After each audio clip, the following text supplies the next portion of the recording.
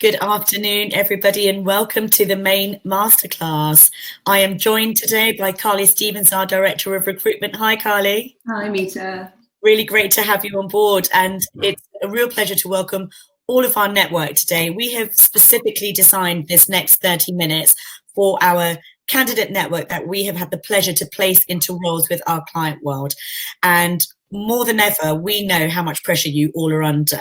So for the next 30 minutes, Carly's expertise is going to be shared out to everyone to help you be really effective and really supported going on in your working world. Part of that is because we know that currently it doesn't seem like anyone's going back to work anytime soon, back to the office. Is that right, Carl? Tell us about what you're hearing from out there in the world. Yes, absolutely, it's true. So whilst things like retailers are opening up, most companies who work in offices we're finding aren't planning a return to the office anytime soon. So what I've heard and what I've been reading is that a lot of them are doing a sort of voluntary, some have reopened, but it's a voluntary agreement to go back, and people, it's very casual, isn't it? There's no kind of set requirements. That's right. So a lot of companies, especially the bigger ones, the office is open and people can come in and go, but it's very unlikely that companies are saying to their team, you must come into the office. And actually people are generally being advised to continue working from home while they can. And one of the reasons that we felt that this masterclass approach, and we're running these on a regular basis, we really want your feedback from our network and our candidate community out there working, and what you feel would be useful. But one of the reasons is we're always about success and happiness and equal measures, aren't we? And for one reason or another, that's been challenged a lot during this difficult time during the pandemic. Absolutely. In fact, it's interesting. So many people in our network that I've been talking to are saying that they were really excited about working from home and it was something they were hoping to do more of long term. But actually, a lot of people have found the reality isn't quite as positive as they hoped it would be, and they're finding some challenges within it. Yeah, it's amazing what we've all learned about ourselves in this time, isn't it? Yeah. But most importantly, you know, those that are really fortunate to be working probably seem busier than ever, don't they? Well, this is the other thing. So many people who are working from home are saying that they're actually busier than they were in the office, which is really difficult for them, particularly when they're enforced into a new environment. And then also on the flip side, some people are saying that they're less busy at home or that their work level has changed, which can itself be just as stressful as being really busy. Because they want to be able to demonstrate their usefulness and effectiveness and, you know, keep their employers feeling that they are, you know, adding value back to the organisation. Exactly. And there's this sort of thing where people feel like it's almost like toxic productivity, where people feel where they're working at home, where people can't see them working, they've got to prove that they're working constantly. And that's also stress for a lot of people as well. That's really interesting, actually. That is definitely an area that, what are your clients saying are their biggest challenges with their people that they're working from home? Well, from an organisational perspective, all clients that I'm speaking to, they want to look after their people, they want to protect them, and they're just really concerned about people's physical and mental well-being and making sure that their growth doesn't get stilted along the way. And I think organisations have been really caring actually during this whole crisis. Yeah, it's some real positive stories coming out there. Good. So which topics are we covering today, Carl? What areas are we going to cover off for our team today? Great. So what I've been finding from talks with our network is that there's two key areas that people are challenged by. The first one is how to make sure they're delivering exceptional standards of work while they're at home and really showing people that they do really care about getting it right. And the other thing is well-being. It's been a topic that comes up time and time again, where people aren't used to home working, they're not set up, and it's become a challenge for people. And what about the fact that a lot of these people can be working from home? They may be in a flat share and there's lots of people coming and going, or they could have children. I mean, how do we help them? Because time seems to be elastic in this time, doesn't it? Sometimes you seem like the days go on forever, and other days it just feels like the day's flown and nothing's been done. That's exactly it. And I think for people that have been trying to homeschool and homework, I mean, my hat goes off to them, really. Like, people have been putting themselves through really stressful times, but there are some simple things that you can do which can help with that, which we will be picking up on. Fantastic. Well, let's start with high impact delivery. So tell me what you would see as high impact delivery. Perfect. So When you're in the office, it is slightly different when you want to deliver the work that you would. You've got much more face time with people and much more opportunity to check in. So there's just a few tips that we've got when you're working from home, how you can ensure that you still give that delivery. Because when you're in the office, you can demonstrate it, can't you, physically? But when you're not in front of someone, you probably have to be a bit more deliberate about the way you do that. That's exactly it. And so one of the first tips we've got is a super simple one, but it's just about picking up the phone. So a lot of the time, people might send a request through to you on email, and rather than rely on email to respond to it, we think it's a great idea just to pick up the phone to whoever sent you through the task, have a chat with them about what the project is. Yeah. And that really allows you to maintain continuing that relationship, but it also ensures that there's absolute clarity on what's required. And it also gives you the opportunity to manage expectations around deadlines and also to give them any warning if there will be any challenges with it. And just a simple conversation is better than an email for onboarding a new task. That's really interesting because so many people make assumptions about what's required or what's expected. And that's where communications can fall down and create misunderstanding and problems, whereas this is a real clear way of helping people really deliver that top-notch standard of effectiveness. Exactly. It's all about clarity and communication. And an email is one-sided, whereas a conversation, you get the opportunity to bounce ideas off each other and come to an agreement on what the expectation is. Brilliant. Great. What else? Tell me. So next, and this follows on actually, when you're working from home, we think it's really important that not only you acknowledge the task, but also you give regular updates, and maybe more than you would in the office. I think it's important to just drop a quick email saying, I'm on it, I've got this, and I've got to this stage of it. It just helps people know that you're across it, you haven't dropped the ball, and then they feel that they can really trust and rely on you to get on with the task. So there'd be different scenarios for different roles. So there could be a project that's a month-long project or something like that. Mm-hmm. With something like that, you could go back to your project partners and say, how often would you like to hear from me? And we often suggest once a week at the end of the week, giving an update on where they are and you know, what status the task is at. What about if it's a task that needs to be done by the end of the next day, for example? How would you, so they've picked up the phone, they've had that conversation, they've got the clarity. How would they then ensure that they're not over bombarding their boss or their team with emails, but still keeping them in the loop? That's a really great question. And like you say, it absolutely depends on what the project is and what the timeframes are. If it's a big chunky project with lots of different items to it, then I think a little piece of feedback at the end of each phase is a really good idea. And if it's something that's urgent, obviously you don't even need to give an update, just let them know that it's done. But if it is something with a couple of days lead time, I'd say give them an update within a couple of hours of taking on the brief and by the end of that day, and then once it's done. Perfect. And you just mentioned feedback. I mean, we talk a lot about this feedback loop and, again, perception being reality. And we think people think one thing of us, and what we want to know is what the reality is, so we can make sure that's aligned. How would you recommend that feedback is part of the business relationship? It's absolutely key, Meeta. You're absolutely right. And with feedback, again, it is more difficult for managers to give feedback when everyone's at home. Sometimes it's easy when you're in the office, you can just pop over to somebody and have a chat with them. And managers at home are busy as well, and they just might not have the time to give the feedback even though they want to. So what we say to individuals is to ask for feedback. As you say, encourage that ongoing feedback loop, and it really shows that you care about your performance. The other thing is, if your manager then the next time they think of some feedback for you, they know you're open to receiving it and they're going to come straight to you with the feedback, which can only help you. Absolutely. It just creates that spring in your step, doesn't it? And also, if there is a misunderstanding and something hasn't been quite received in the right way, you can fix that quickly rather than get to the end of the project or communicate in a way that, your manager doesn't like. You can overcome that really quickly, and it just makes for a much smoother process, takes a lot less energy and gets a lot better outcomes. Exactly. And I think that, take the onus on yourself, ask for that feedback, don't wait for it to come to you, seek it out, and it will really help you. Fantastic. So what else do you think is important when working from home? How else can we make sure that we're impressive and high impact? Sure. Well, some people have been saying to me that they've actually got a little bit lower workload since they've been working from home. And as I said earlier, that can be a huge source of stress because people want to be effective and they like being busy in the main. So one thing that you can do, if you find yourself with a bit of extra bandwidth, is just offer to help. It's really powerful to let your colleagues know, I've got a quiet afternoon this afternoon. If anyone needs any help with anything, I'm available. It could be a great way to get some really interesting extra tasks on and just add that extra layer to your enhanced brand as well.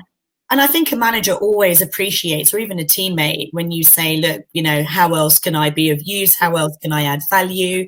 And also, we were speaking before about some of this, and you mentioned about using your expertise if you're good in a particular area. Tell me about that. Absolutely. So that's another thing that you can do. So some people might be a super user of a certain system, or just really knowledgeable about a certain process in the organisation. If you offer to help train people, particularly if you haven't got as much workload as you usually have, it's a great way to add an extra layer of interest to your own role. But what it also does is really helps to add value to your role, and people know that they can trust you. And also, if you are looking to grow your position within the organization, they can see the range of skills that you actually have that you might not be able to demonstrate in your normal role requirement. Exactly. Yeah, it's an opportunity to really demonstrate that expertise, and also just to ensure that people know that you really want to help and you want to be there for your colleagues as well. I think it's something to do with active listening. When you're having your team huddles and you're all talking about what's working and what isn't, make some notes, reflect, and think about how can I help alleviate some of these challenges and actually enhance and improve the efficiency of my team and help my manager take some weight off their shoulders again, which just makes you stand out shoulders and above others. Absolutely. It's all about showing that you're a real team player, especially in this environment, and it's only ever received positively. Fantastic. Thank you, Carls. And in terms of the wider picture, because part of the challenge of being remote, as we said, bosses can't always see when you're doing something well and give you that feedback. Likewise, sometimes, the clarity of requirements of a project or a job get lost in translation. And also, we're all really remote, like all working in our own desks in our own homes. And, how can we overcome some of that and still, be part of a team? How can we still get that vibe? Yeah, I think one thing that's a really good idea is to attend the online socials that so many organisations are doing. And it's really lovely to see what creative things companies are doing to help their team get together and get that FaceTime with each other. Some people are doing quizzes, some people are doing team drinks. I had one company who were doing a come dine with me at lunchtime, and everyone was entering into that. So there's a really huge amount of fun things that organisations are doing. And what we say is, absolutely do make a point of attending those, because it's really useful, particularly for newer employees. So I know some people who started their job in lockdown and onboarded remotely, or some who were only in their role for a few weeks before we all locked down. So especially for those, but even if you're established, going to the online socials, building those relationships and bonds with your colleagues away from the actual work really will help you in the long run. Yeah, very much so. And culture is so key as well, isn't it? Because again, when we're in our office environment, we've got the physical structure of the culture, the breakout areas. There could be, values and visions on walls and things like that. But when we're remote, we need to rely on, the social, whether it could be online on social media, intranet, could be conversations, but really make sure you're really thinking about what is the culture of my organization. Am I still demonstrating those values and behaviors in my approach from home? Because that, again, will ensure that you're really aligned with your organization and you're still able to add value in a way that is recognized as really exceptional. It's so true. We do miss out on so much when we're not in the office environment, and it's all about finding clever ways to bring that back through and show people that you are still utterly engaged and a great fit for the organisation. Brilliant.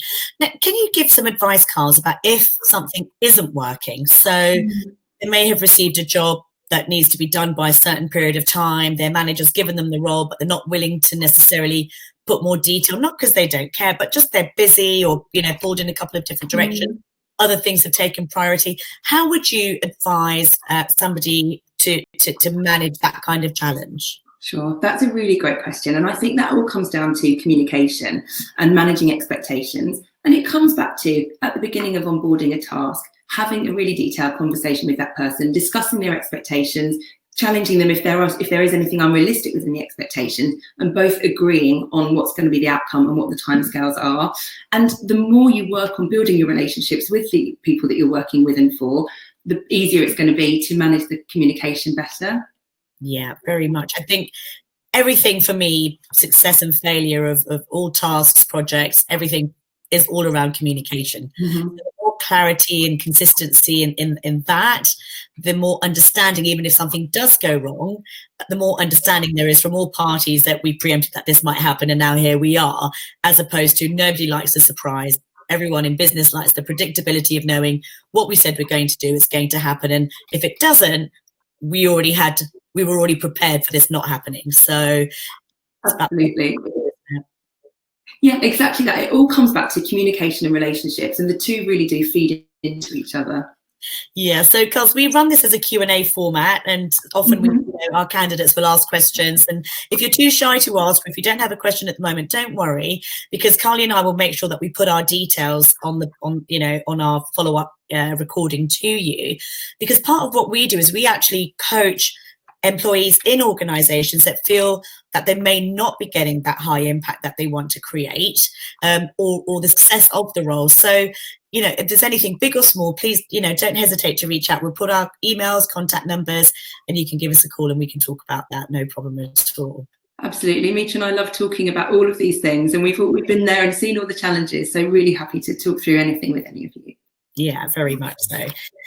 So, Carl, should we talk a little bit about time management? And we've talked about the fact that some people are less busy, some are more busy, the communication around that. But I mean, God, time management seems to be like the kind of cornerstone of all success, doesn't it? Because we can have all the best intentions, look at our clock and think, oh my God, I had so much to do and it's already lunchtime. Or I can't believe it's the end of the day. And I found it really difficult to switch off and stop working at 5:30, 6 o'clock. And not having that travel time at either end, even though I also like to work from home and mix it up and go to the office, actually working from home all the time has made my time management harder to manage. Absolutely. So people who are as busy as they were before, or even busier, are really struggling because they're not in the office, they haven't got the usual setup, they haven't got their commute time to give them that extra thinking space, like you say. So time management has become really key again. And there's some really, really key, simple takeaways that you can use to help with your time management. Okay. So firstly, what you can do is politely decline non-urgent interruptions. So that might mean things like the morning video call. It's really great to attend, as we've said before. I think it's really important for you and your brand that you do so. But if it goes on beyond sort of 20 minutes, it's absolutely fine, just like you would in the office, to say, right, I'm going to have to go now, I've got a deadline and I'll see you in the morning, rather than going on for an extra 40 minutes when you really could have used that time for something else. And it's actually okay to go into the meeting saying, guys, great to see everyone. Not unfortunately, but actually I've got something in 15 minutes. So if I do duck out, don't mind me. I'm just on a tight schedule today. Exactly. Managing expectations at the beginning, and people will absolutely respect that. And the main thing is that you're there. Yeah. Understood. And another thing that's really key in time management is planning your day. But what people sometimes forget when they're planning their day is to work in extra time. And we say maybe around about 30% of your day should be unplanned. The reason for that is you will often get things that come up in the day that are absolutely urgent, that do need doing. And if you filled your whole diary to capacity, you won't have the bandwidth for that. So I think secondly, giving yourself that free time, it allows you for a bit of thinking, it allows you a bit of headspace, and it means that you're not responding to something without giving it the time to think it through.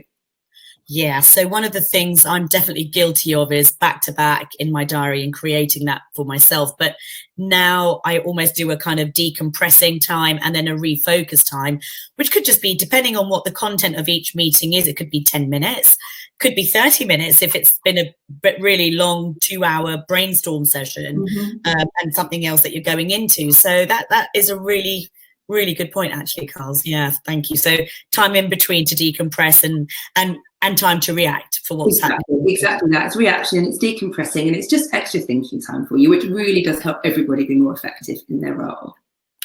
Another thing which is a really key time management tip is just to, on a busy day, pick your top 3 things. Usually there are 3 things that you know you need to get done today, you want to get done.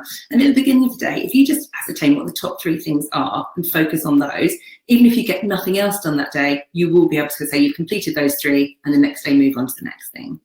And that's something actually which is so key for a work from home environment, because again, in the office, you can quickly look up and look at one of your teammates. Oh, I just finished that thing, and they can say, brilliant, well done. A little bit harder to kind of create that interaction at home. So it's almost like you've got to create that sort of self level of kind of ticking off your boxes and feeling like you've achieved yourself.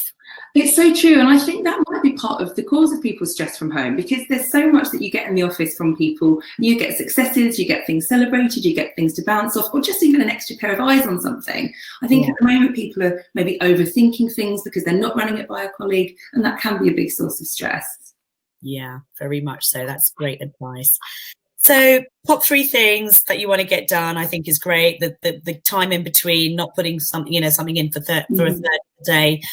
What about the phone calls, the emails? I mean, now, I look at my WhatsApp, my messages, my emails. I sometimes get messages on Instagram because, somebody might, a client or candidate might have seen something on it. And I could be continually just spending my whole day responding to messages. How do we manage that? It's so true, me too. It's a constant barrage, isn't it, of things coming at you from all different angles. And you want to deal with there and then. You want to do it. You want to reply. Absolutely. And it's really hard to not want to react to everything. But we've all heard the expression of being a busy fool. And you really can be, because that's sort of letting your day run you rather than you running your day. And one thing that I think is a really good idea, especially if you're maybe writing a document or needing to do something which requires a bit of thinking, turn your emails off, even just for half an hour. It's amazing how those little electronic interruptions really can stop you with the flow. And when you turn them off, how much more you'll get done. Yeah, one of the things we're learning about how the brain works is that you group like subjects and topics together, your rhythm of working kind of flows in that space. So if you're going to go from one type of project to another, that will take longer than if you were to do, chunks of types of work together. Is that what we're saying? Exactly, because one project might be a totally different headspace to another. And so actually, if you plan your day, that's when you can work out what sort of mindset you're going to be in and what will flow into the next task. Yeah. And I hear from people that they say, you know what, actually, I'm better kind of having my calls and my catch-ups and all of that in the morning, and then I like to focus on, doing my work in the afternoon. Some people are completely the other way around. One thing I do agree with is that even the distraction of looking at something, even if it's a couple of minutes, you do that 20 times in a day, and that's 40 minutes, 45 minutes, that's an hour nearly, That's amazing. Time can be robbed without even realizing it. Yeah, you've got to really guard your time and be protective over it. Absolutely. Yeah. It will give you more time back. Indeed. And actually, on that note, another thing which is really important, and I think people are forgetting to do a lot from home, is to take breaks. And actually, the sort of general rule of thumb is when you feel like you're too busy to take a break, is probably when you need to take one most. And it's amazing how even 5 minutes away from your desk, you can come back and just feel so much sort of more refreshed and with a new perspective on what your priorities are and how you're going to tackle each task. That's really important, actually. And I think at the beginning, I think everyone was much more kind of mindful of that. And as time's gone on, we're starting, I definitely know I am, slipping into habits of not always going for a walk in my lunch break, sometimes eating at my desk and wanting to get it done. And again, because we're at home and there aren't that many different environments to go to, and because we're working, it's not like we want to take that whole hour out and go to the shop, because we can get out a little bit more now, can't we? But it still feels like when I'm working between sort of 8:30 and 6:30, I want to be around my computer. So it's being very sort of deliberate about putting some of these breaks in. I suppose that brings us to the all-important area of our well-being in this time, because one thing I think we can definitely confirm is that this is a marathon now. We were looking at lockdown. We didn't know how long it was going to take. We didn't really understand, because we didn't know it, what the implications would be. But we can see now that actually businesses are working to come out of lockdown, to get back from surviving to thriving. They want all of their employees, as you said. The positive message is they really do want to look after their employees. But to do that, they also have to have a thriving business to support their employees. So it's a different kind of pressure. And managing our well-being for the longer term is key, isn't it? Because we could be in this kind of working half from home, half in the office, some all from home. So, it's just such a gradual unlocking now that we don't know what it's going to look like, but we know we are unlocking. Is that? Absolutely. I completely agree. And I think as well, work from home on some form is probably here to stay for the majority of people. And so it is something that we probably will do need to get used to. And it's important when you first start that you start putting these practices into place, because otherwise you can learn bad habits about home working. And well-being, it's so crucial. I think about 55% of people, in one survey that I saw, said that they felt that their well-being had suffered as a result of working from home during lockdown, which is a huge percentage of people. So it's still something we need to address. Thank you. And what sort of tips and tricks would you give in terms of how to manage our well-being? Sure. So again, there's some really simple things that you can take away and enact. So the first thing I think is really key is to have a designated workspace at home. Now, not everyone's lucky enough to have a whole room that they can turn into an office, although if you have, then that's great. But we've seen some really lovely things where people have been creative with their space and they've turned their dining table into a nice office where they might have their children at one end, themselves at the other. But try and make it feel as much like an office environment as possible. And also the best thing to do is then turn up to work and then leave work at the end of the day, whatever your workspace is. And that really allows you to switch off at the end of the day, rather than just sitting on the sofa all day long, which is obviously bad for your posture anyway, but also it means that your work time bleeds into your personal time, which is one of the major factors in stress. Yeah, we did a webinar for candidates for how they structure, well, our network of candidates who are now out there working, to how to structure their desk and how to sort of align so that they feel physically better, because again, not everyone's sitting on the right chairs or things like that. How can they manage that? Well, I'll make sure we put the link at the end of this as well so that they can have access to that. Absolutely, yeah. So there's amazing exercises that you can do. You can just Google online and do them at your desk for a couple of minutes, and it really helps to stretch out those areas. And we do really recommend, if you possibly can, not work on the sofa, because it has proven to be really bad for people. Physically or mentally? Bit of both. And that actually leads me on to another point. So some people have said that having the television on in the background has been a real source of stress. And I think especially in this environment where there's a constant news loop and there's always breaking news constantly in a way we've never even really seen it before, and having that on in the background is a real stress. So I think turn that off, put some nice relaxing music on while you're working, and it can really help as well. Amazing. That's fantastic, Carls. Thank you so much. You are literally at the rock face talking to people that we've been so fortunate to place into great organizations, speaking to organizations about how they're, dealing with everything in this time. What would you sum up that you think anyone listening or watching this, even in the recordings afterwards, should be thinking about? I think if you are working remotely, I think get used to the fact that you might be working remotely in some form for some time, and try and just put some really positive practices in place so that you don't feel like it's detrimental for you. And if you are feeling challenged, speak to somebody, speak to your HR, speak to your employer, and just talk it through with somebody, because there's usually a way to deal with any challenges you're finding. Absolutely. And I think often organizations at the moment have faced just challenge after challenge. It's okay to think about what your challenge might be and go with some solutions and say, this is where I'm struggling. I was thinking about these. What do you think?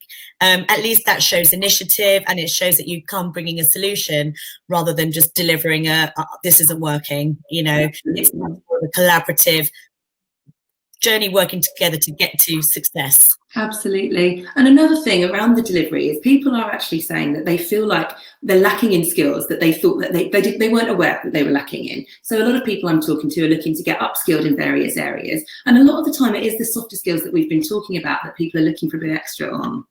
So confidence building is somewhere where we definitely offer out some support. We've touched on the timekeeping today, and communication. Communication isn't just the words we use, it's also our body language, and it's also the tone, and that's even harder to deliver in a remote space. So that could be one we do for the future, Carls. Absolutely, yeah, there's so much to consider. Wonderful. Well, thank you so much for your time today, Carls. We hope that everyone watching has found this useful. As I said, we'll make sure this is recorded and sent out to you so you have access to it. And there are some feedback forms that we'd really appreciate you to complete and send back, so we know how to make sure that the masterclasses for the future really enhance and add value, because we're here to take you on that journey of success and happiness in equal measures. Carly, thank you so much for your time today. Thank you, Mita. Great to see you. Cheers. Bye. Bye-bye. Bye.